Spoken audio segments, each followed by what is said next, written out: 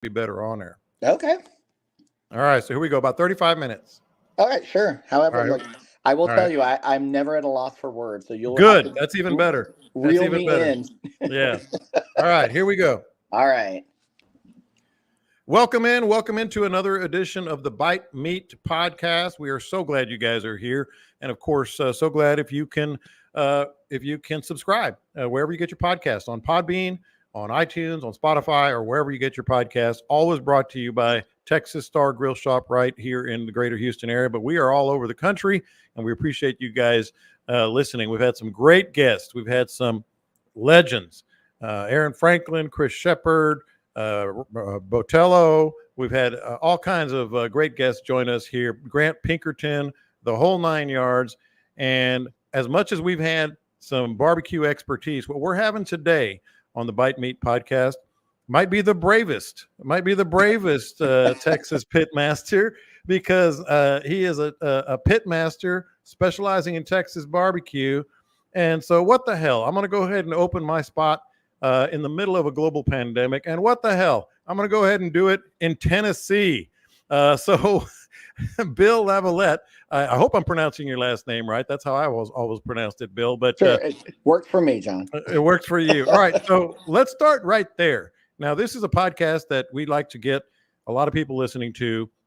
And a lot of people listen to us, I always say it, at every level of expertise, from backyard pit masters or so-called pit masters to people just getting into it, to some experts. Like experts in the field love to hear other people's stories and how they do things and some of their techniques and all that.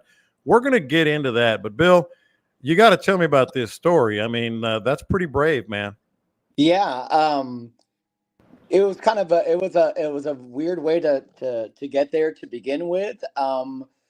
I, believe it or not, had a kolache shop here in Nashville for about 3 years. Also brave. Yes, and again, stemmed out of the food stuff that I missed at home and couldn't find here in Nashville. So I just came to the realization that I'm going to have to do it myself. So that was going really well. Went through a marital transition. That's a good way to put it. No longer had a kolache shop here in Nashville. But what had happened while that was going on is I was periodically cooking briskets in my driveway to make kolaches with, and had a lot of positive feedback. And I had gone through a kind of a contentious exit interview at a job in Houston about 2005, and was asked that ubiquitous question, if you could do anything in the world, what would you do? I said, well, I'd sell barbecue by the side of the road. And I think the HR lady, who didn't know me that well, thought I was kind of being a jackass, and snidely replied, well, you ever put your mind to something, you might make something out of yourself one day. Oh, no. Yeah. So no. Fast forward to 2016, and I was kind of in a very bizarre moment in my life, and just kind of said, well, if I'm going to do it, now's the time. And in listening to your other podcast, a lot of the pit masters offer up advice or whatnot. And I don't want to jump the gun on this one, but let me offer up a bit of advice. If you're in the middle of a divorce, don't decide to open up a barbecue truck. So I decided to open up a barbecue truck. We were rolling around for about a year and a half. Wasn't really doing the revenue out of it that I thought we would do to make it worth the time. Shut that down in about May of 17. In October of 17, there's a local publication here that's similar to the Houston Press, called the Nashville Scene, and we won Best Brisket RIP. So that was kind of a sign to me that I was on the right track, but not maybe executing it the right way. Yeah. So kind of licked my wounds for a couple years, trying to figure out what to do and how to do this, in a more advantageous and somewhat profitable way. And I know anybody who's involved in this business is chuckling when I said profitable. Yeah. Pay the bills. Yeah, exactly. So I found a little spot right around the corner from my house, that was very cost effective in the sense that if it didn't, my mindset was, well, if it didn't work, I'll give it 3 years. And if it didn't work, I could pay it off in 3 years and we'd be fine. Yeah. Signed a lease there in April of 19, hit a bunch of construction delays. And literally by the time it was time to go, it was beginning of May 2020. And we all Good knew. gravy. And we all knew what was happening around the beginning of 2020. And I went to my wife, Jamie, and simply said, we are out of money. We have to figure something out and unlock these doors and go. And that's so in May of 2020, with the world turning inside out, we opened and just put our heads down. And I feel like we're the little engine that does.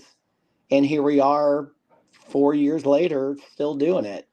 It's an incredible story, and I knew the basics of it, but for you to do that, and I do need to mention to our listeners, here you are, Shotgun Willie's. Shotgun Willie's is your place, owner, proprietor, and quite well received in Tennessee. And so, you know, when I was texting with you, I said I kind of want to talk about what it takes. What exactly does it take to open your own place? You touched on a little bit of those things, and we might circle back to that. But Okay. I'm just fascinated by, you know what? I'm in Tennessee. Now you're not in Memphis, you're in Nashville, but nevertheless, you know, they're used to something else. Like what gave you the confidence to say, I think this will work in Tennessee? I think it wasn't a question of will it or won't it work. When I got the feedback that I did, I knew that people liked what we were doing. And I think my mindset from the get-go was I didn't come in from Texas, guns a-blazing, and go, I'll show you guys how to do barbecue. Pew, pew, Yeah. pew. Yeah. That was never my approach. The approach was more of, I grew up in Texas. This is how I grew up eating barbecue.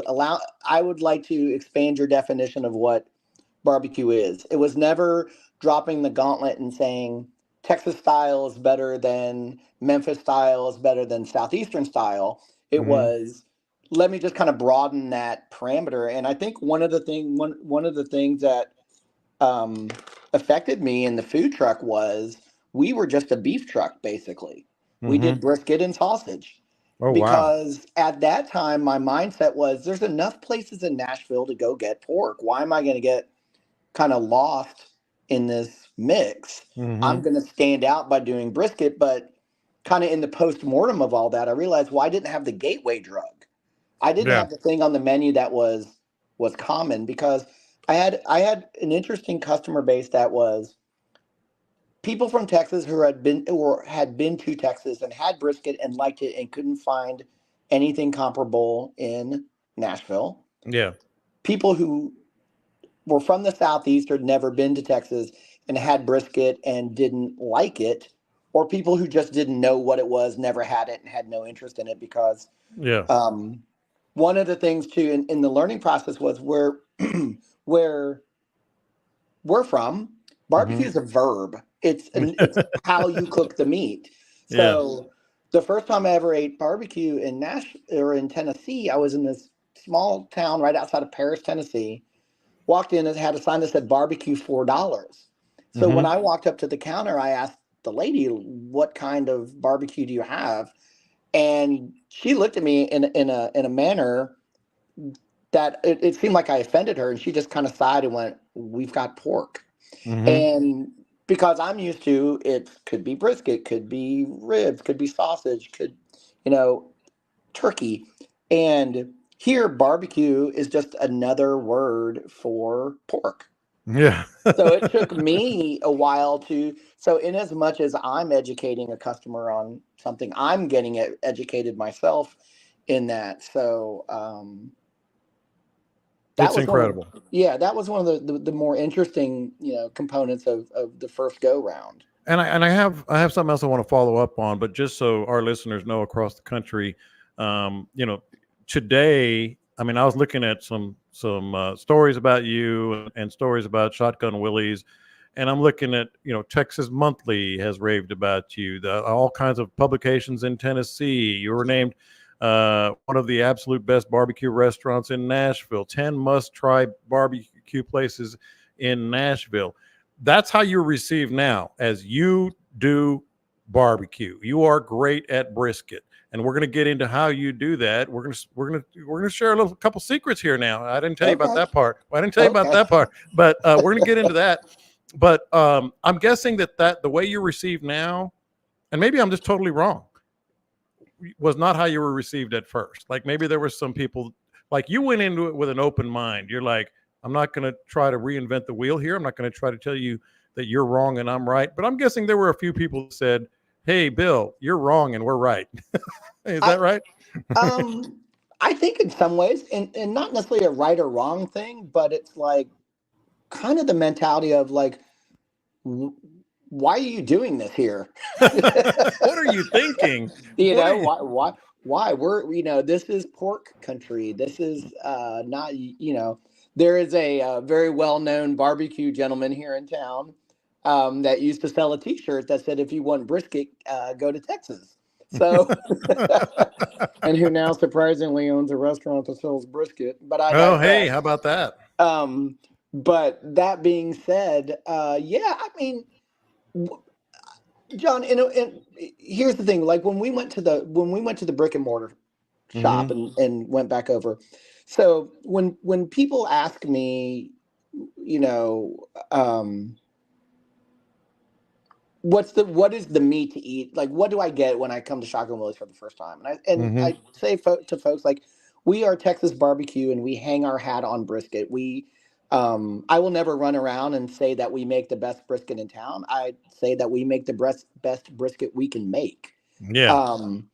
But what I also tell folks is, if brisket is the gold standard, nothing else suffers as a result. So that meant elevating my pulled pork game. So I have customers that'll never come in our restaurant and never get a bite of brisket, but have told me our pulled pork is either the best they've ever had or one of the best they've ever had. And I like knowing that I've been able to do something that was not necessarily in my wheelhouse, or something that I don't even really, I can't recall ever doing shoulder till I moved to Tennessee. But being able to do it in a manner that respects Southeastern style barbecue, and not just placate it by throwing it on the menu because I know somebody will want it.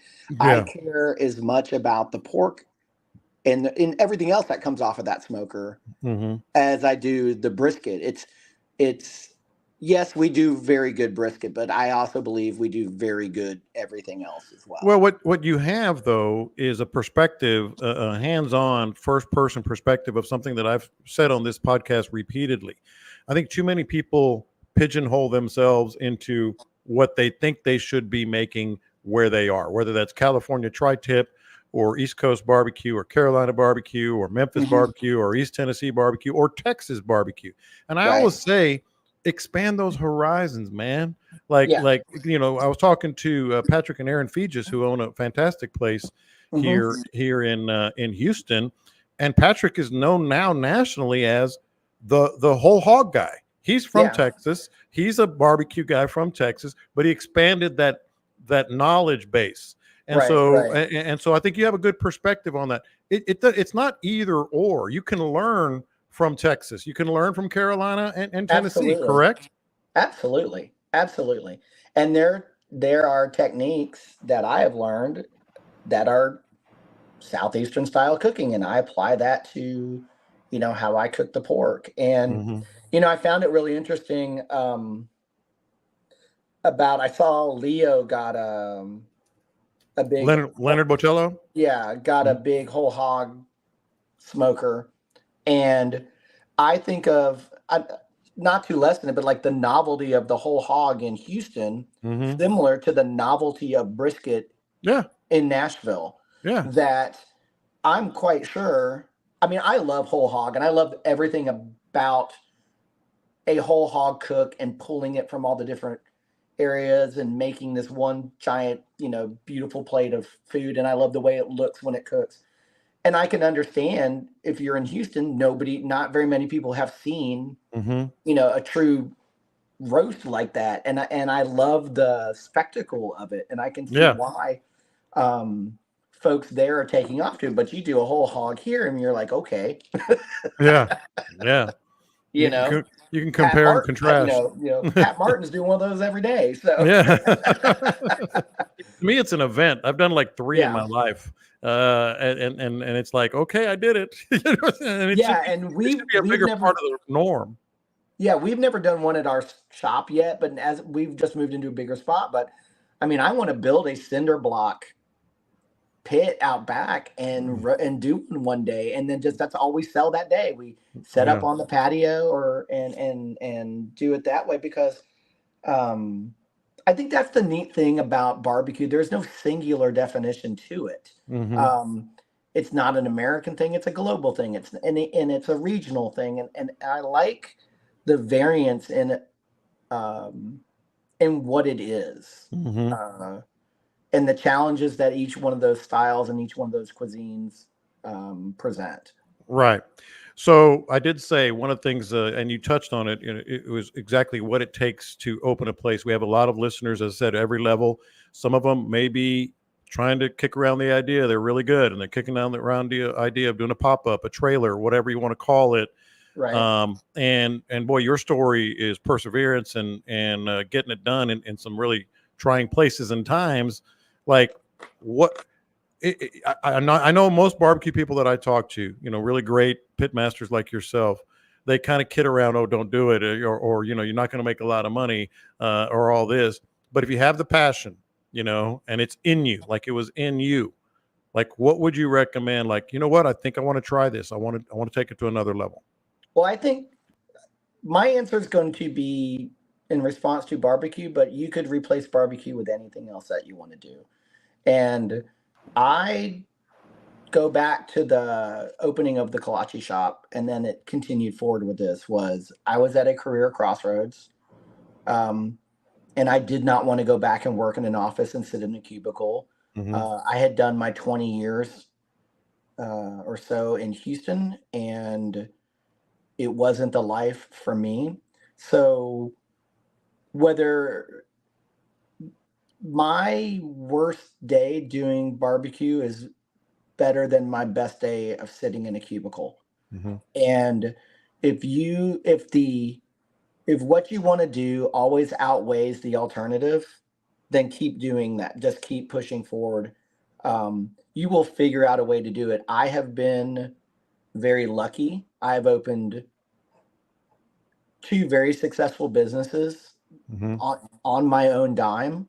Um, and I don't have a lot of dimes.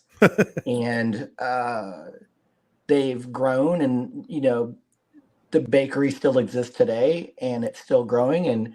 And we moved into a new location um, It's like twice the size, right? 2 months ago. It's 4 times bigger than what we used to be in, which Wow. is about 3.5 times bigger than anything I ever thought that restaurant would be. But I think it's just you're going to fail. You're going to hit Hmm. setbacks. You're going to hit challenges. It's kind of funny, we were talking about the pandemic. There was nothing in my business plan software that helped me model that helped me model for a global pandemic. So I we went through so much construction delay. I take a little bit of blame for the pandemic because I stood in the doorway of my first place, the original Shotgun Willie's, in January of 2020. It looked like an abandoned construction site. I was crying, Hmm. and I felt if I can get through this, I can get through anything. Hmm. And then about 3 months later, the universe went, "Here, hold my beer." Yeah. And so when this project, which got delayed, got done, I did not say a sentence that was even remotely close to that. I guess not. Yeah, no, I'm done with that. But it's just, Yeah. I really feel like if your heart and your passion and your desire for whatever it is there, Hmm. you will find a way to get it done. And it might not be today, it might not be a week from now, it might not be a year from now. Hmm. And I think, again, slow and steady wins the race. But I just feel like if you get to a point where what you want to do outweighs every other alternative, you're going to figure out a way. Now, your goal might be, we'll just go back to barbecue, owning your own barbecue restaurant. Well, Yeah. that might not be feasible right now. But then you go work at a barbecue restaurant and you get deep into it and you learn everything that you can. And then there's going, till you get to a point where you can kind of take that step and take Yeah. that leap of faith. Um, I will be your biggest cheerleader. I'll be Mm-hmm. your biggest, because at the end of the day, I just hope people live the lives that they want to live. Yeah. And Yeah.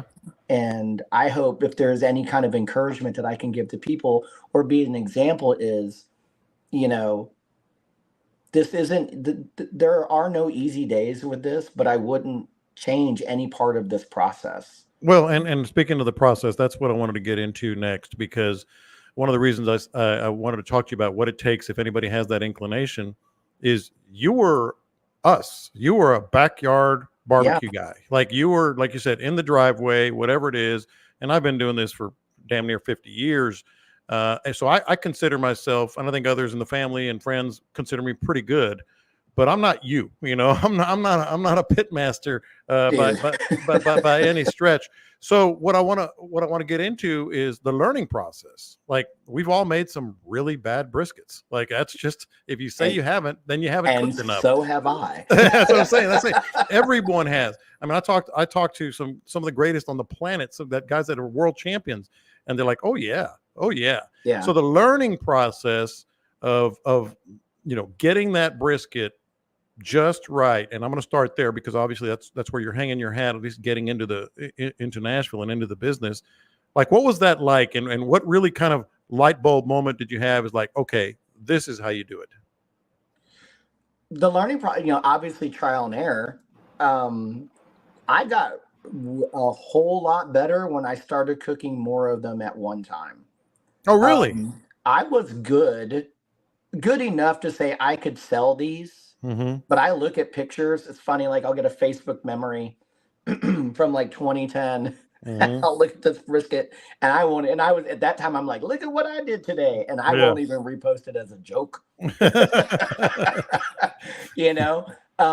But I really saw a big shift when I opened the truck or the trailer because I was cooking more at once. So you go from a once a month kind of, I mean, the average person is cooking about maybe 1 to 2 a month. If that's a lot of meat just to be cooking every week. Mm-hmm.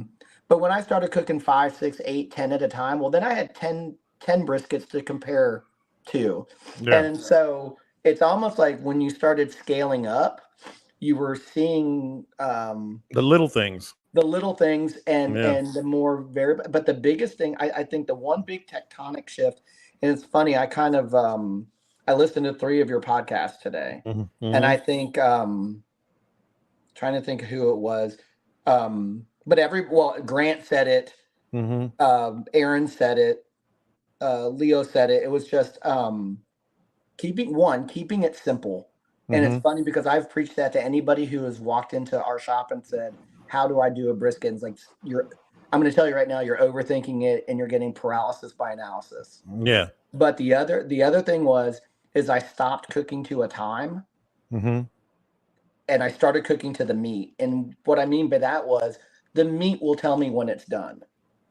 And once I took a breath and slowed down and let the brisket do what it was supposed to do that day, because like I've heard in the podcast, no 2 days are the same, no 2 cows are the same, no Weather. 2 logs are the same. There's so many variables in what we do in what this process is, that when you kind of let go and just follow the lead of what you're cooking, you'll see your results ramp up a lot faster than reading the cookbook that says do an this hour and a half per pound, blah, blah, blah.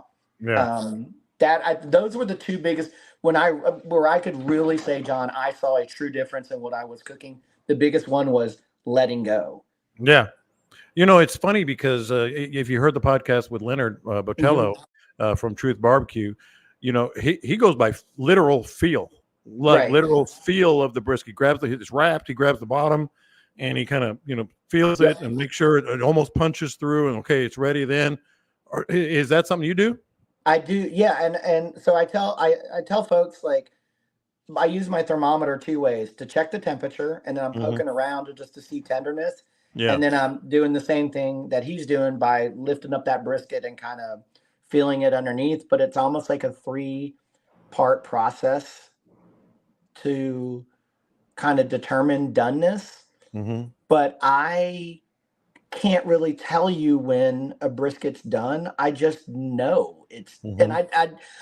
I don't mean to sound, I am not the brisket whisperer. I am not Aaron Franklin. Well, it's like a lot of people say, not to interrupt, but there's a lot of people say, like, sometimes it's like you don't know how much you already know, or how much you're absorbing. Like like, there is something that's telling you it's done and you're not even sure what it is. Correct. Like, um, there's muscle memory in what I do in the sense of like the process, Mm-hmm. but it's not like I am constantly paranoid every time I cook. Everybody is. Like Everybody. I am just like the most anxious person when I cook, because I'm like, and then I have to remind myself, okay, you know what you're doing. I think the best thing is like when the next day when I go in to cut them, I'm like, oh yeah, I still got this. I can do this. Yeah. Right. Hey, I didn't screw that one up. Yeah. All right. Yeah, I am legitimate. But the weirdest thing is like if you would have asked me 10 things that I wish I could be good at, Mm-hmm. I thought I was going to be a pro tennis player. I thought I was going to be you. I went to school to be you. Thought I was going to be an astronaut. I never, if you and I were sitting down and having this conversation 15 years ago, Yeah. I would laugh at you if you said this is where my life was going to turn up. I don't understand how, of all the things that I have struggled to figure out in this world, this is what clicked. Yeah. And I think if the biggest thing for me, and maybe what did it, was barbecue forces me to slow down. Yeah. I'm a very, Go, you go, know, go. go, a little anxious, a little worrisome. I don't have any choice but to slow down when I cook. It Mm-hmm. forces me to slow down and it Yeah. forces me to focus harder. And I think that's another big thing is, just being able to I pay more attention. I'm more hyper focused on Mm-hmm. what I'm doing when I'm cooking barbecue.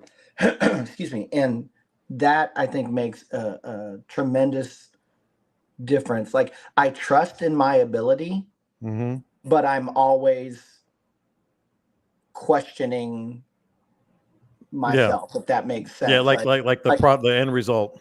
yeah, exactly, exactly. Like, I believe I know how to do this. Yeah. I've done Yeah. it before, but then I feel like, okay, then prove it. Yeah, exactly.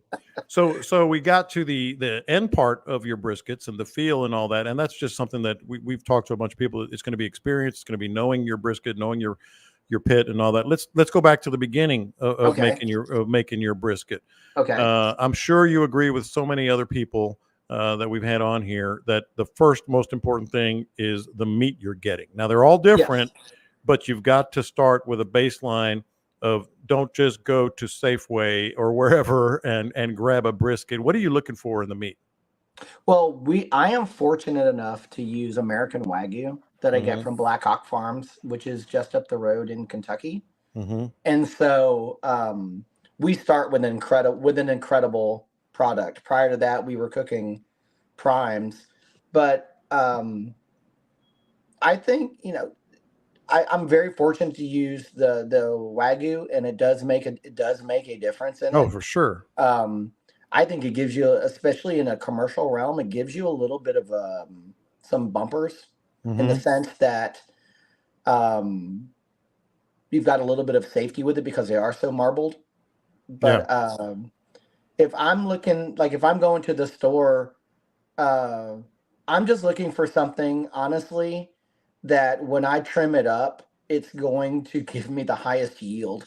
Yeah. Yeah. Yeah. you know, um, if I'm just trying to say, like, I'm almost trimming that. If I was going to Costco and buying a brisket, I'm looking at the ones and I'm thinking, I'm kind of trimming them in my head Mm-hmm. and seeing what that's going to look like there, and just trying to get the most cost-effective brisket on my smoker. Well, we've had hot and fast guys. Most of them are low and slow. We've had pellet grill guys. We've had stick burners, oak. I'm guessing you use oak, even though you're in Tennessee. Take us through the brisket. Like you got the meat, it's trimmed. Okay. help our people try to bring a little bit of Tennessee to Texas, so to speak. All right. Well, again, like I tell people, I might live in Nashville, but my roots will always go back to Houston. Yeah. So I'm probably not going to say anything that anybody else really doesn't know. I look at what everyone is doing in Texas, and I'm very I love the expansion of what folks are doing there. You talked about what Patrick's doing. I see what the guys at Blood Brothers are doing. Valentine's. On the other hand, I'm trying to keep it very simple here in Tennessee. I guess the closest thing I would say would be like a meat market style.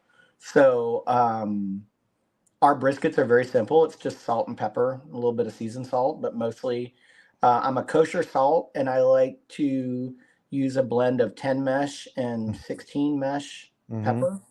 I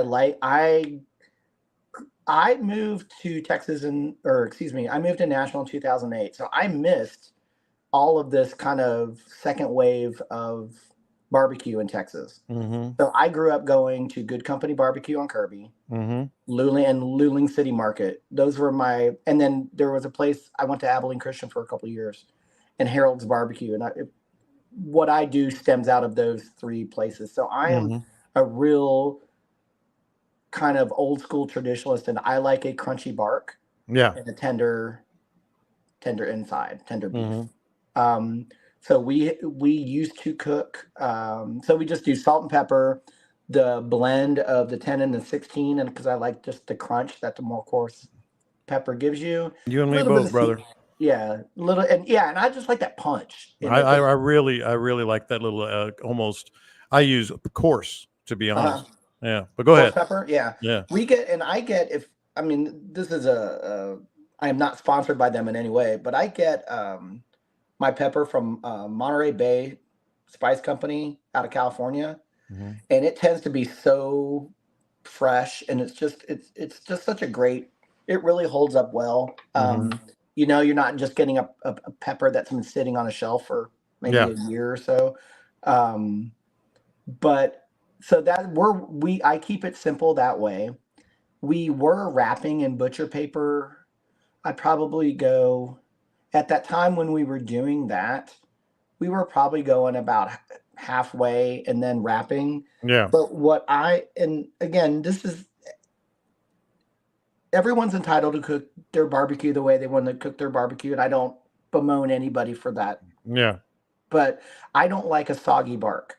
And I felt like I just didn't like how soggy that bark would get. So we were cooking unwrapped all the way through. And then at the end, we would wrap them we'd wrap them when we pulled them. Before we put them, we would cool them down and then put them in the cabinets, the warming cabinets. Now we're doing the foil boat. Okay. Which I think gives me a little bit of the best of both worlds. I was really late coming around to that. I have a good friend, Chris Hicks, that cooked with me for a while. And he was a big proponent of the foil boat method. And I just couldn't get my head wrapped around it, mainly from the holding it standpoint. And I just finally tried it. And I'm like, okay, this kind of gives me the best of both worlds. Yeah. It's going to give me the bark that I want, and kind of give, like in the commercial world, gives you that little bit of protection.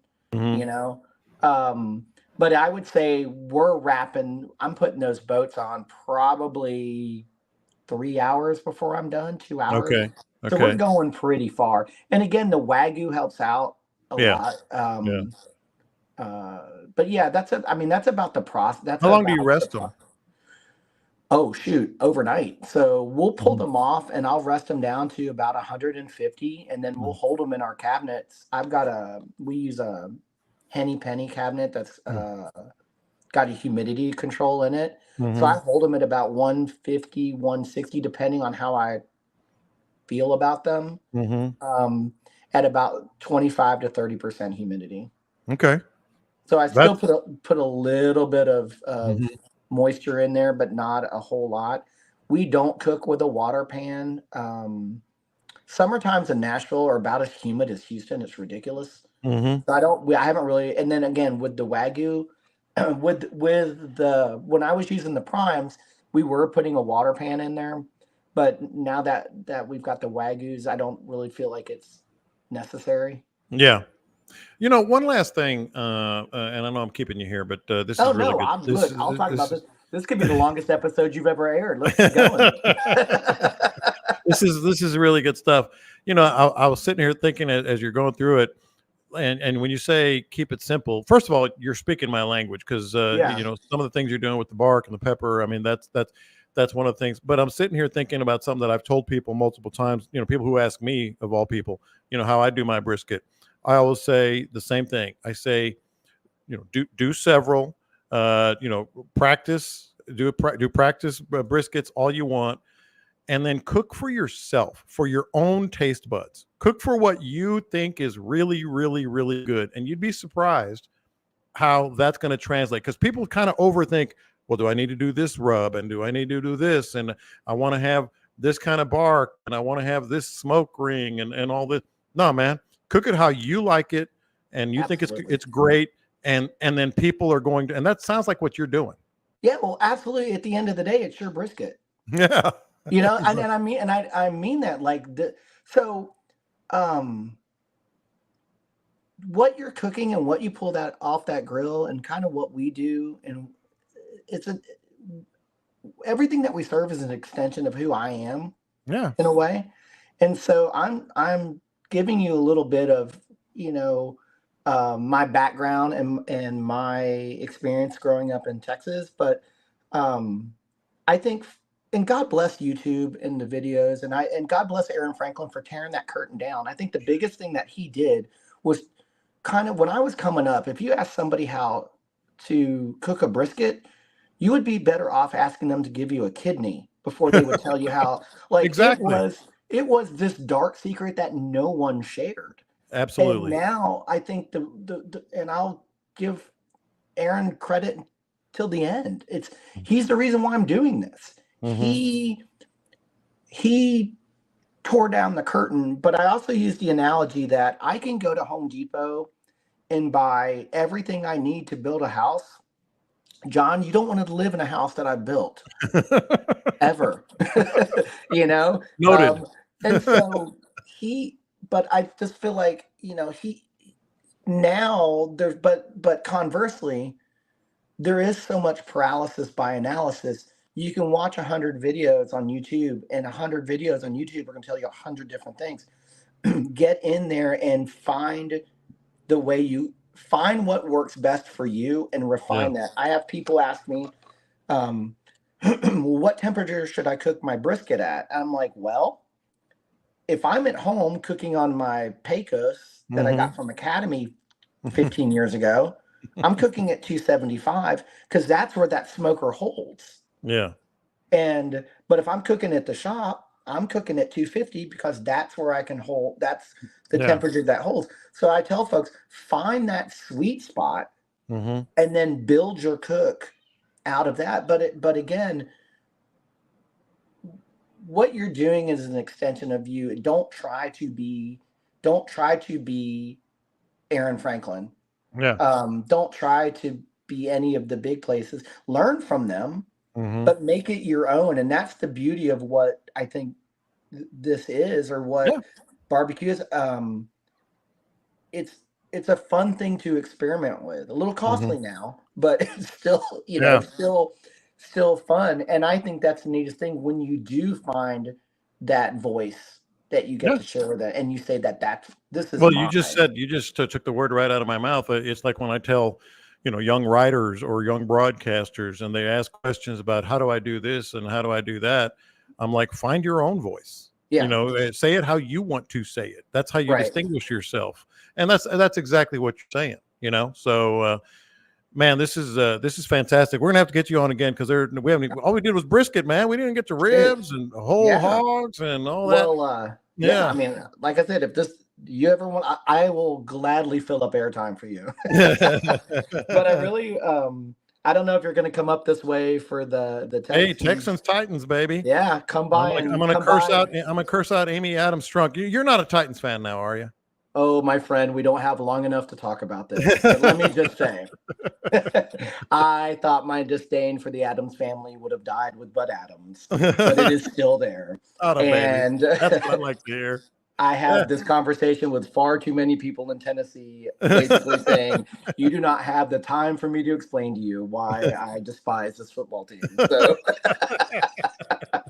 That's fantastic. It's good to see my alma mater wearing the Columbia blue. It's good to see it's good to see the Texans coming around. I'm excited about that. I'm a diehard Houston Astros fan. If you cut me open, I bleed orange. Atta baby. So, they're on 8 in a row right now. Yeah, I represent my hometown very well in my shop. There's only well, I'll send you some stickers. Oh, please do. I'll send you some stuff, and I will tell you that there's only 2 pieces of Dallas in my store, and they were brought by customers. So I felt obligated to put. But we are. So if you're coming up from Houston, you will definitely find a happy place at Shotgun Willie's. I am going to go a little longer here because okay. you just reminded me of something I wanted to ask you earlier, and I forgot. The one thing I feel like you've got going on in Nashville, though, is it is such a melting pot of people. People are coming from everywhere. I think I saw something the other day that like 100 people moved to Nashville a day. I think that's the stat now. Yeah. Yeah. So it's that insane. helps. I mean, people want to see, oh, they got Texas barbecue here. Well, and it is insane. And we have, it's kind of bizarre because I don't realize how popular Nashville is until I go somewhere else and tell people where I'm from. And they're like, oh my gosh, you're from Nashville. Yeah. So our customer base is international. And the fact that I get customers that'll walk in and go, how'd you hear about us? You know, where are you from? And go, oh, we're from Australia. And my buddy was here for a bachelor party and told me when I had to come, I had to visit. And then in my head, I'm like, I mean, I get the internet, but I'm thinking, how am I being talked about in Australia? Hey, take it. You got to take it. Yeah. And it's crazy. Like this city is in a weird way. I left Houston to get away from and it just followed me up the road. It's just not quite as big. It's getting there, but not quite. It's a good place to be. We have, like I said, there's a lot of folks relocating. But one of the things that I wanted to do in this, like I said, I couldn't find. It wasn't A was better than B. It was, this is what I liked, and nobody was doing it the service that it needed. So again, my whole goal behind all of this was just to represent Texas. My positioning is, and could I lift this up and move back to Houston and be a legitimate barbecue restaurant? And I felt like when Daniel Vaughn came by and just when he stopped in, that was enough for me to say, okay. And then when he posted out on his Instagram story, if it would have ended there, I was like, look at me. That's my Michelin star and my Beaver award right there. And then for him to put us, not only write the article on us, which blew my mind, because I know there's spots in Texas that would give up an appendage to have that done. And then to put us on that list of best plates that he ate outside of Texas tells me we're doing this the right way and doing it the service that it deserves. And at the end of the day, that's all I want to do is just represent my roots here in Nashville. Fantastic stuff. And just to reiterate for anybody who is going to Nashville, maybe to heckle Amy Adams Strunk and watch the Houston Texans, it is Shotgun Willie's. We have a mutual friend, Josh Ennis, who I know is a big fan of yours. Very much. And it's a fantastic place, and we really appreciate you joining us, man. Well, I'm humbled to be in the company of the folks you've had on before. Hey. I'll tell you that. I'm like, holy moly, that's a row there. I'm gonna be on that podcast. I'm gonna be on that. Like, does he really know who I am? It goes back to your paranoia. I'm not that good. Oh yeah, you are. Exactly. Yeah, you are. Yeah. All right, man. Appreciate it. Coming up next, we're going to have the smoking hot tip of the week, and it's going to be the great Gus Johnston from Texas Star Grill Shop. And how about a little open flame talk? We're actually going to have Jess Pryles joining us in a future episode, and she's the open flame czar, so to speak, queen, whatever you want to call it. So here comes the smoking hot tip of the week.